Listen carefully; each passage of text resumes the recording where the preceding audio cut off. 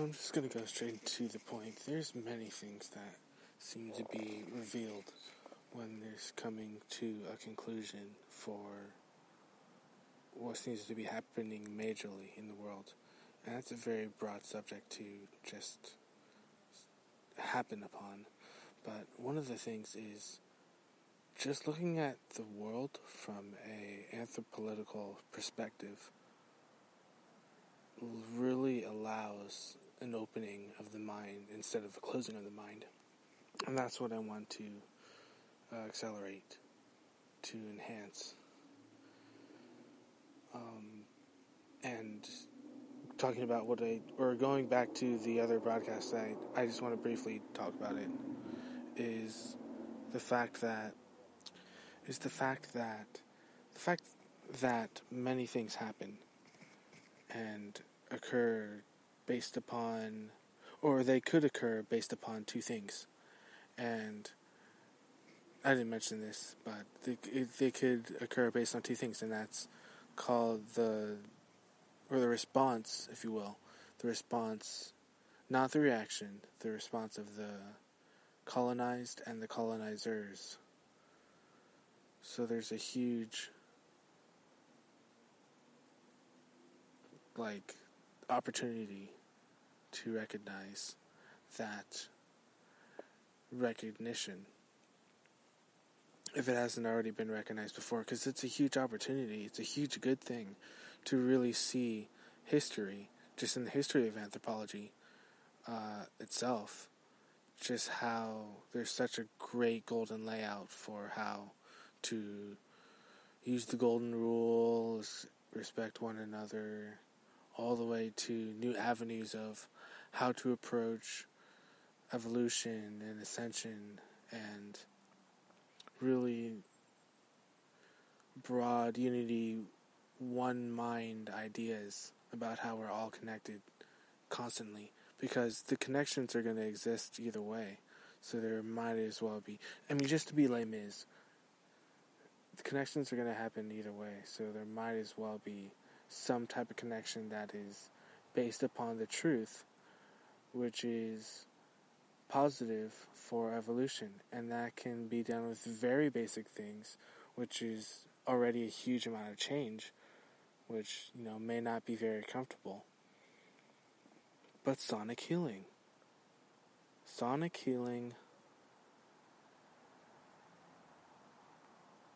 anti-gravity, and zero-point energy. Those are such major foundations for greatness of change. It's the very objects, and that's what actually Joe Rogan talked about. It is the objects, or he said something like that. It's the actual devices. So did Alex Jones. It's the products that are created that enhance the evolutionary journey of what people can do together. And that's what changes people. That's what ultimately affects the culture, is the manufactured items, things, places, environments. The environment has a major impact indeed. So a positive environment, which is a very not very descriptive explanation. Just the environment affects how people react or respond, which is true. It's more, if I had to put it in my own words, it would be the environment that we can ultimately enhance, which is built for us. We're most adaptable to any environment that could possibly ever exist. And that means every environment, every atmosphere. There's a way for us to live, thrive, not just survive, but thrive in abundance, in stability, and in sustainability. And that's a guaranteed fact. And there's more reasons to know that that's true than to spend time and energy trying to come up with reasons that it's false. And that's what I know is just easy about life, is that the more effort put into I don't really like the term putting your head down and just staying focused and doing what you want to do, but that's one way. Staying focused, just doing what you want to do, exercising, eating healthy, etc., etc. Just those things really allow an opening into an energy buildup that allows for evolution of the mind, of the body, of the heart, of the spirit, of the soul. And it's quite simple. And one of the things that was mentioned on Joe Rogan's podcast with the relatively famous PhD doctor is ultimately, when it comes to health, that is a huge area of discussion, a huge topic that is not necessarily agreed upon. Medicine has changed so drastically that it's important to recognize how healthy change is in general and just move forward from that point. And it can be done simply through medicine. And there is, medical anthropology as well. But that's besides the point. That types of change is so good for, the human heart and the human soul, that there's more broadness than there isn't broadness. What I mean by that is there's this much that you can talk about when it comes to positivity, but there's only so much you can talk about when it comes to negativity, and it just goes in circles. It's very stagnant. But the actual solutions are so numerous. It brings up the topic that Joe Rogan talked about on the latest podcast with his last name starts with an F. Can't remember his name. But talking about immortality and just the idea of the immortal soul, which is ultimately kind of what my project is that impeccable willpower that comes with being a planetary leader, because I'm the planetary leader of Project Immortalized since 2016. It just gives an idea of what it means to truly be alive, and how many reasons there are to be alive than there are not to be alive. There's so many more reasons. There's so many good avenues that I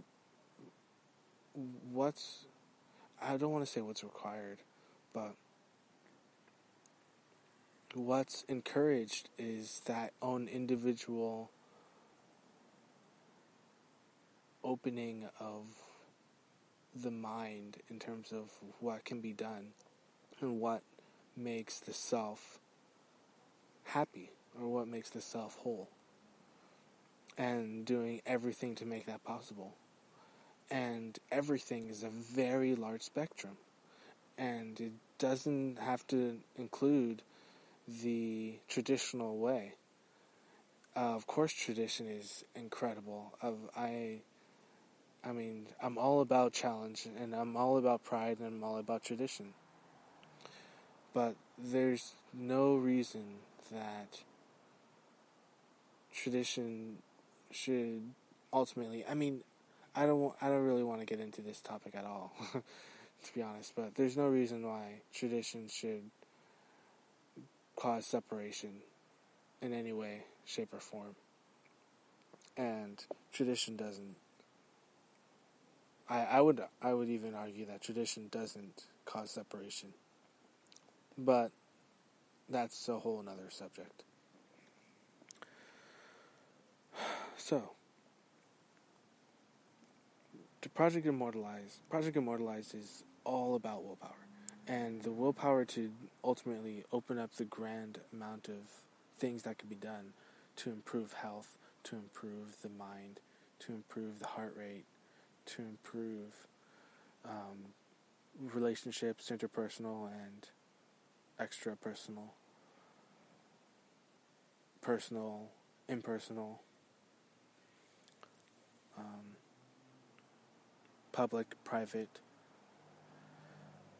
There's so many different ways to speak and just have a conversation that it boggles the mind just to mention that. Like, just that conversation that could go on for 2, 3, 4, 5, 6, 7, 8 hours just on the topic of conversation. How opening up a conversation with the fact that there's so many different topics that could be talked about, it's a huge social movement. 2 people talking is a huge social movement, because even if there's 10 billion people on the planet, if one person's left out, it affects everybody, which kind of goes back to the subject of anthropology. How and in what way does anthropology have to do with the culture that ultimately appear and rise up and become strong and prevalent and are adhered to more often? Cultures do that. Cultures even seem to have like a mind of their own, and that's what anthropology is. That's just what it is. It's that studying of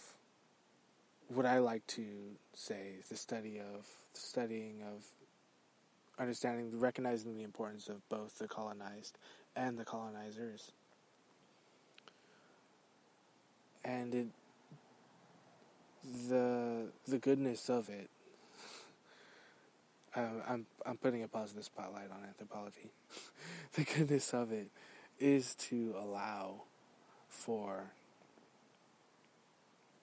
progress that's inherent, innate, and obvious at this point. Maybe not. Age has something to do with it, because of the different types of steps that occurred in the 30s and the 20s and the 40s, early 40s. But still, the fact is that it's still anthropology, and it's still just a study, and the study is more than enough to know that there's absolutely no reason for there to be more separation as evolution occurs and moves forward, because there's so many solutions that are out there that it boggles the mind. And so what are the solutions? How many solutions are there? For every single disease, there's 20 trillion solutions for like one disease, just because there's so many different ways to cure, to heal, and to benefit. And it can not just be done physically, it can be not done non-physically. And there's a whole realm that hasn't even ever been approached yet. And it is so fascinating how detailed certain things can become when it comes to studies. And yet it's so incredible what's left out that can be totally enhanced, modified, created into something better. And what I mean by that is not the extreme of what we understand as extreme. What I'm saying is the things that already existed, we can use to exist. Because there's always going to be this may not be true, but there's always going to be some type of reason that we need to build something in order to have something that functions for a better lifestyle, culture, and overall economy for everybody to interact with so that they can live. People need to live. That obviously needs to happen. It's a given.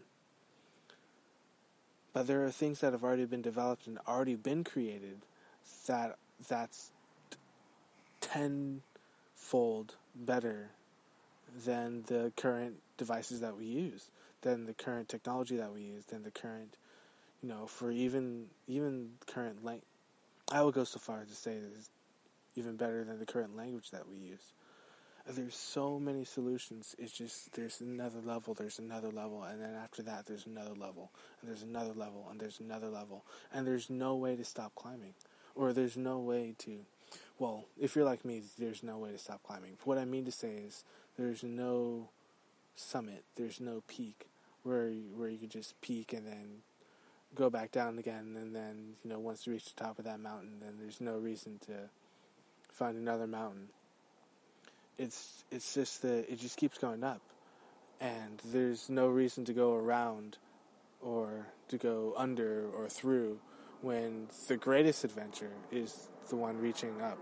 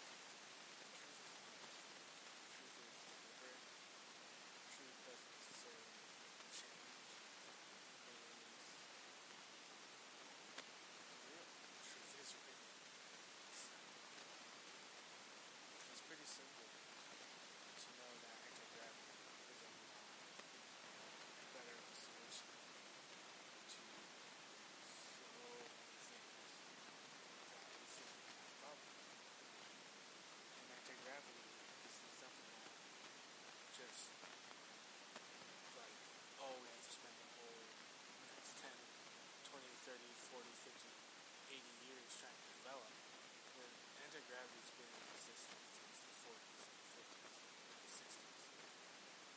And anti-gravity ships do exist in the hundreds, thousands. They do exist underground. Massive areas. Just unbelievably massive areas.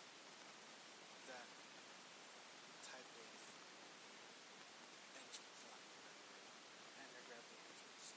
There's so many of them, and it's so beneficial to have an anti-gravity engine because you don't need to fill it up. You don't need to take additional stops that require more time, that require more patience. And it's just right there. I mean, if you want to go to a different planet, you can. And it's very, very, very simple. It's very easy. It's very, very easy.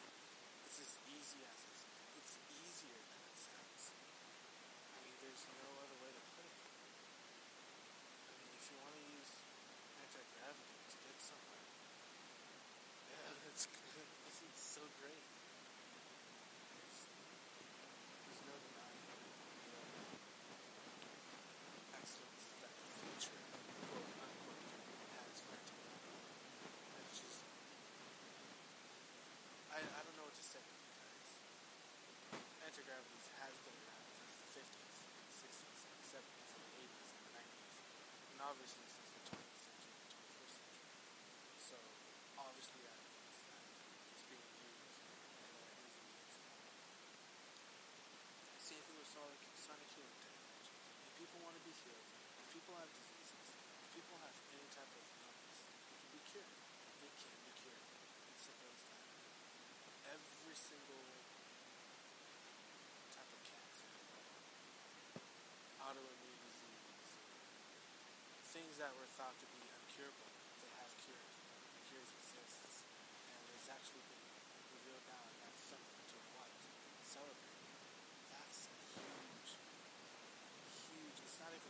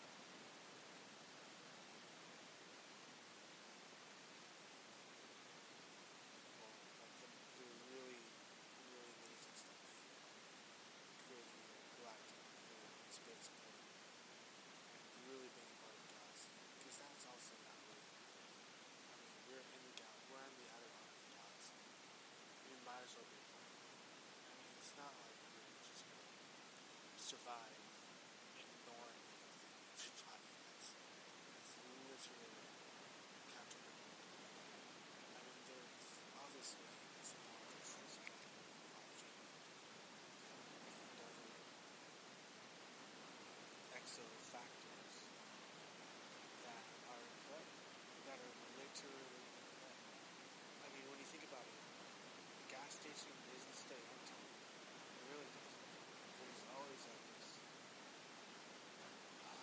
for sake of example, 5, 10, probably 15 cars.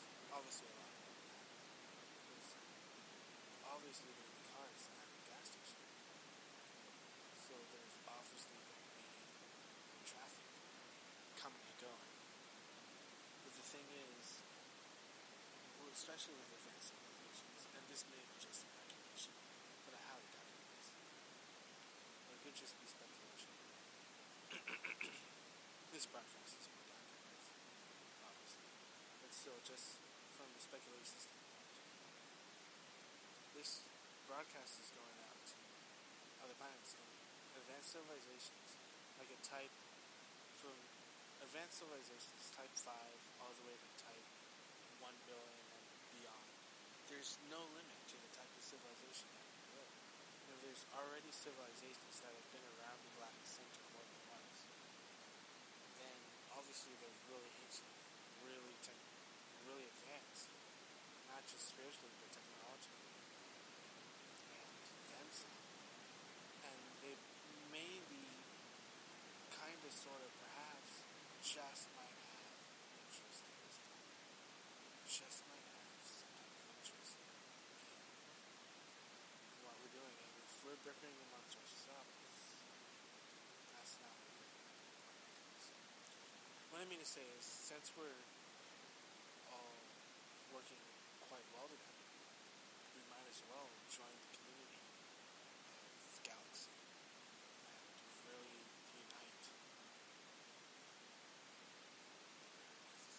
It's just more reasons to not unite, more reasons to celebrate.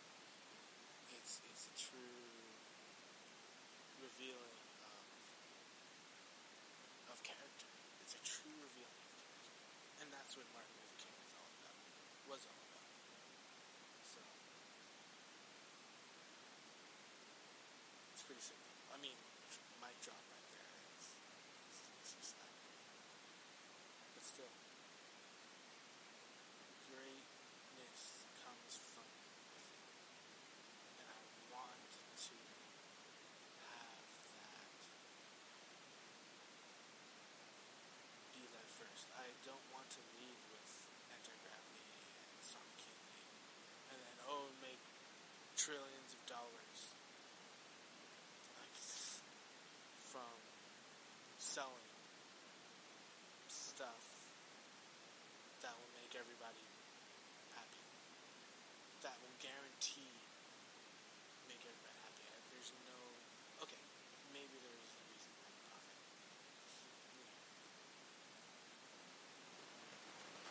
sell a bunch of ships and stuff, sell a bunch of sonic healing and super healing technologies,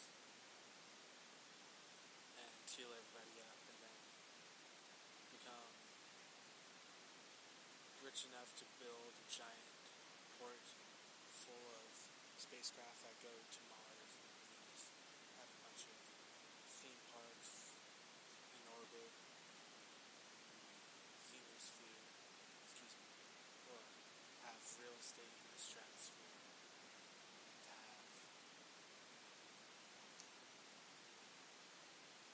amusement parks in the mesosphere. It's so real, it's so happening that, like,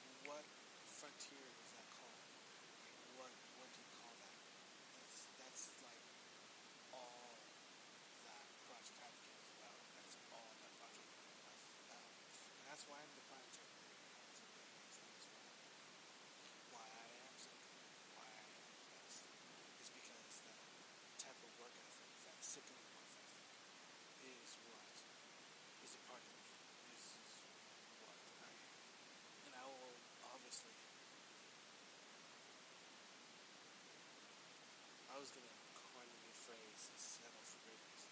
I will settle for greatness. I will settle for greatness. Simple as that. It's so great. There's so many. I use that word a lot. Still, there's countless avenues of rejuvenation and just outstanding.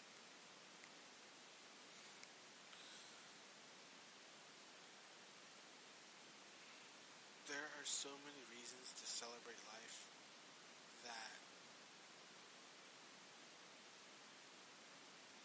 it causes me to hesitate.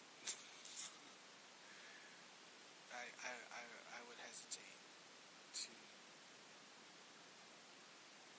make sure that. And the thing is, the only reason to hesitate is to, when okay, when I was listening to Joe Rogan's podcast, because obviously that's a great podcast. Excuse me, great podcast. And I'm obviously not the only one who's listened to it. But it really, like, let's just get like the facts straight. Like, athletic, obviously very charismatic, and incredibly brilliant role model. Excellent comedian.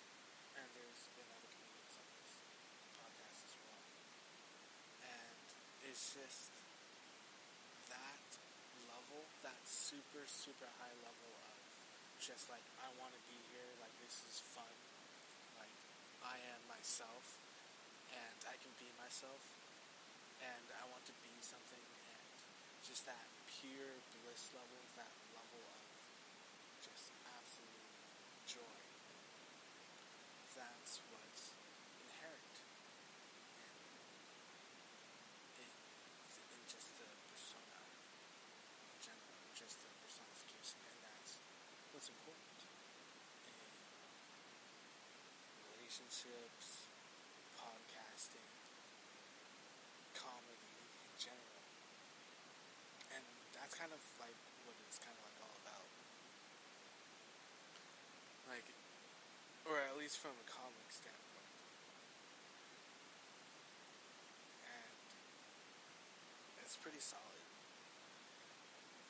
It's a pretty solid gig. But it's inspiring because then when you like one of his podcasts, he was talking about comedians and how comedians should just do comedy for the sake of comedy and shouldn't really just rag on other comedians all the time, but really support them for what comedy is. And that's a huge revolution that I would say is happening right now. Perhaps I blow it out of proportion, saying that there's a comedy revolution and that, the younger generation's all going to bring in a totally new spin on comedy, like I am doing with comedy and have done with comedy. But, like, that's